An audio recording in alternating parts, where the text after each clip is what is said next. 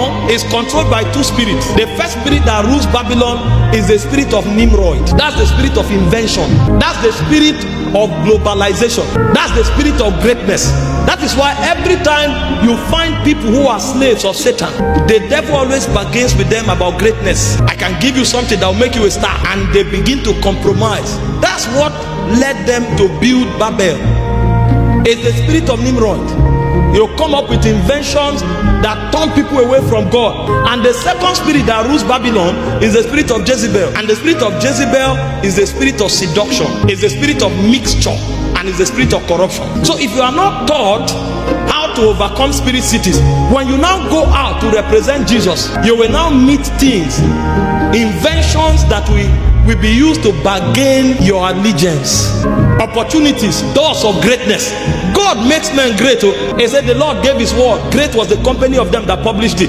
If you serve God, you'll be great. I've not called the seed of Jacob to seek me in vain. But God is not the only one that makes great. And so when the spirit of Nimrod is at work, it will give you opportunity for greatness, but you must compromise. If compromise is the basis for greatness, know that you are in Babylon. It doesn't matter where you are in the physical geography. In the spiritual geography, you are already in Babylon. And then if corruption and seduction becomes an operating system, the only way you find pleasure, happiness and relevance is when you are perverting the ordinances of God, or you are walking in corruption. Know that you are a citizen of Babylon. You are not yet in Zion. So a generation must be raised to know how to fight spirit cities. The ways of Babylon. The ways. The first is that you will be compelled to speak one language. That's why even in church today, they are forcing us to speak the language of the world. You know, when some of us show up and we start fighting some of these things, people think you are just trying to be difficult. They want us to dance the way they dance in the club. They want us to use words that they use in the gutters, on the street, to show that we have understanding. It's a spirit. They will compare you to pick up slangs from the gutters. You don't even know what it means. And you'll find Christians, pastors, musicians using those slangs and using all of those language. Because when you start speaking their language, you adopt their identity. And that language may not be what you verbalize. It can even be a way of dressing. That's why we tell our sisters here, who think until you dress naked, you are not beautiful. It's Babylon. It's a language. The way a generation dresses is a language. It's Babylon. That's why when God wanted to destroy Babel, he scattered their language.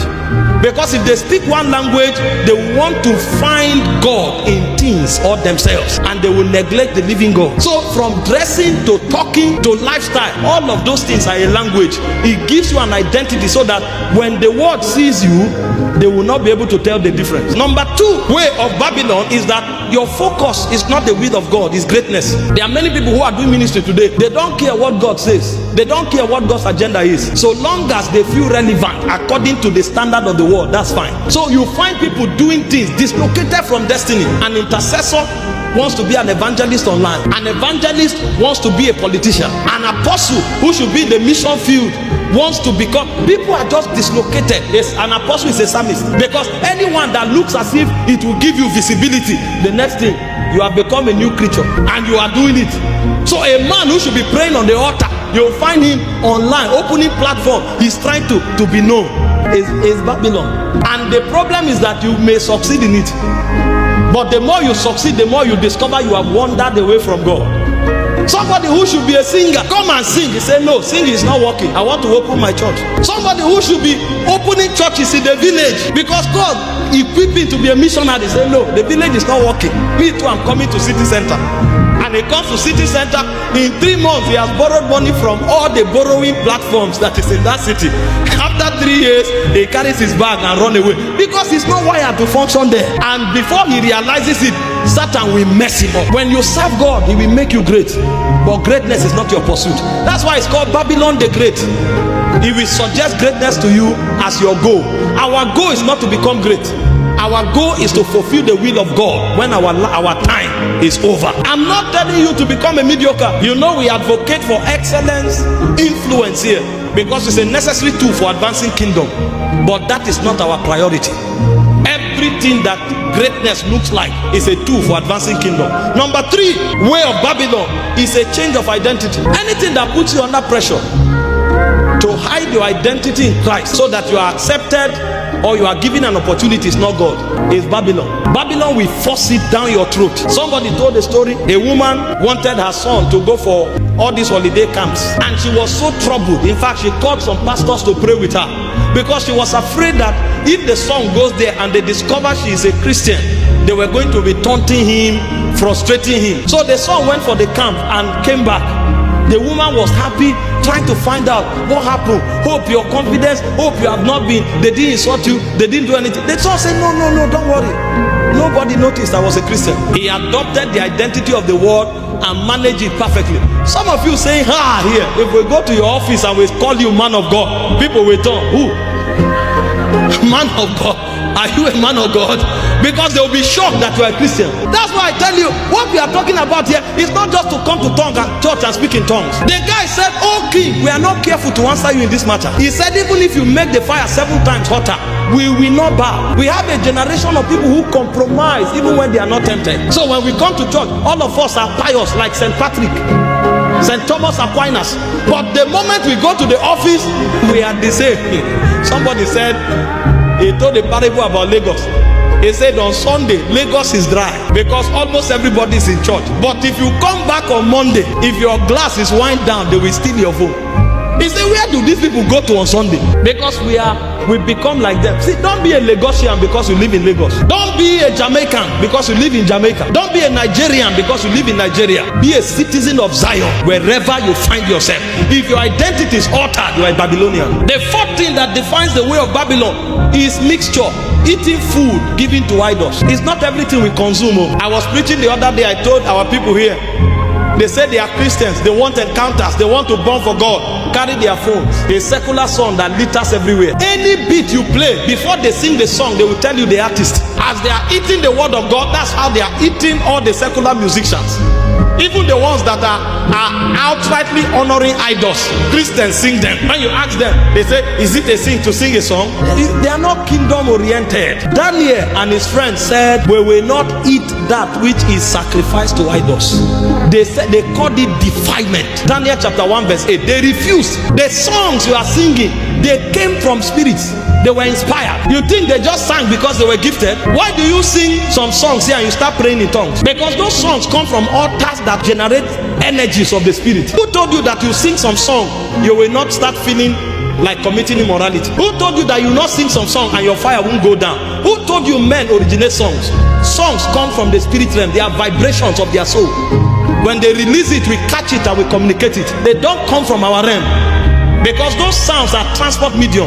There are songs you sing and you meet God, and there are songs you sing you meet the devil, because those songs are vehicle to bring you there. But when people are Babylonians, they don't know what to eat.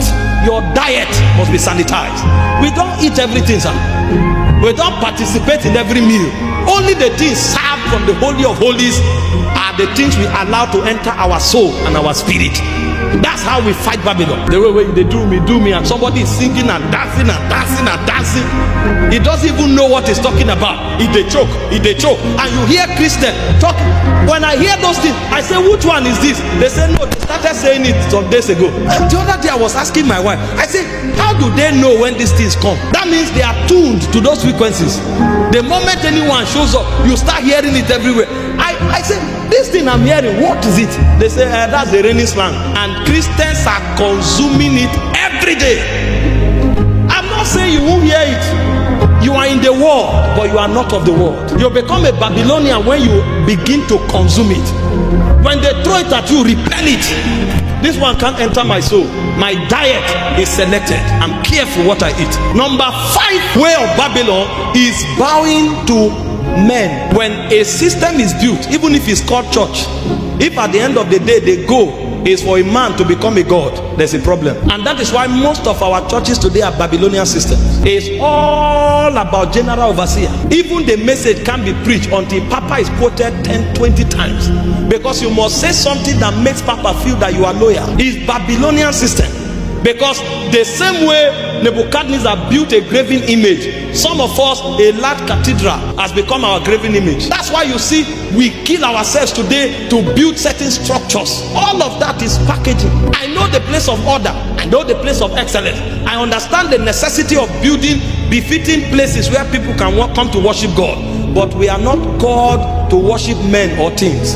The moment the emphasis become about a man, if that man is around, the man is so big that God is obscured, then you know that that place has become Babylon. No matter what they are saying, forget it. A spirit, another spirit has taken over. There's a place for honor, there's a place for respect, there's a place for regard, but men cannot take the place of God. But unfortunately, most of the institutions of the world today is all about men. It's not about God. It's Babylon. See what Jesus told the Pharisees. He said, you travel land and sea to make a proselyte. That means a young disciple. He said, but you make him twice the son of hell than he was when you met him. We pick people, we say we have won them to the kingdom. At the end of the day, they become our slaves and worshippers. Tell people to pray, they can't pray, but they can come and wait for man of God for 10 hours. Something is wrong. It's Babylon. Number 6, manipulation and witchcraft. You know the way Babylon works? It will bully you to worship it. That's why when the boys refused, they cast them into a furnace that was 10 times hotter. The system we are building today, if you dare the man of God, you are finished. He will kill you. I'm telling you, it's not a joke. First, they will preach messages that will make you become, you will be obscured. They will destroy your life and ministry with sermons. The sermon will make you worse than Judas Iscariot, so that nobody has anything to do with you. And every power they have to shut you down, from their colleagues to their resources, they will do it until you are so frustrated and useless. It's either you come back begging like a useless person, or you are wasted, and they will use you as an example for others. It's Babylon. They will throw you into a furnace that is 7 times hotter because you refuse to bow. I'm telling you what we have today. Daniel thrown into the lion's den, Shadrach, Meshach and Abednego thrown into fire that was 7 times hotter. And if you are not taught how to survive Babylon, you will know that it's in the fire that Jesus appears, and you will bow before you are thrown in. Listen, honor men, respect men, serve anybody God places you under. Never come under the temptation of worshiping men. Whatever happens to you, receive it. Die serving God. You will be a gallant soldier. And trust me, everybody who stood their ground, when they are in the fire, Jesus appears. The ones who fail are the ones who compromise. And this is not just church, politics. Go and check some of our brothers who are serving their oga. You serve for 6 years, all of a sudden cases start coming up. That's when you are arrogant. That's when you are a thief, because the oga will make sure you are not settled. And at the end of the day, if he's compelled to settle you, he will settle you in a way that you will never prosper. They'll give you a shop at the end of the town. You'll see somebody serve for 7 years, he is settled, he can't become. Because the whole idea of the settlement is to relegate you to nowhere. Because they always see you as a competition. Is Babylon dominated every system. We must fight these things if we will fulfill God's agenda.